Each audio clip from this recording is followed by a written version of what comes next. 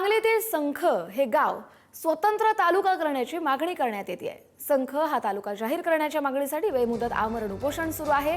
संखसह आसपासच्या गावकऱ्यांनी बेमुदत आमरण उपोषणाला पाठिंबा देखील दिलाय. कशा पद्धतीने बंद पुकारला जातोय आपण पाहतोय.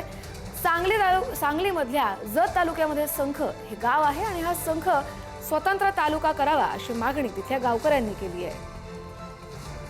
श्री संत बागडेबाबा मानवमित्र संघटनेच्या माध्यमातून व श्री संत बागडेबाबा पाणी संग्रह समितीच्या माध्यमातून मी आज या ठिकाणी पाठिंबा देण्यासाठी संख या ठिकाणी अपर तहसीलदार हे इथून उमदीसाठी हलवलं जात आहे. या अनुषंगानं या ठिकाणी अमरण उपोषण जे चालू आहे, कुंभार साहेबांना मी पाठिंबा देण्यासाठी, माननीय औरदी साहेबांना पाठिंबा देण्यासाठी या ठिकाणी आलो. आता 2023 पासून जे विद्यमान आमदार साहेब आहेत त्यांनी मागणी केली, संख अप्पर तहसीलदार विभागणी करून उमदी येथे अप्पर तहसीलदार कार्यालय निर्माण करण्याचा एक त्यांनी प्रस्ताव सादर शासनाला केला.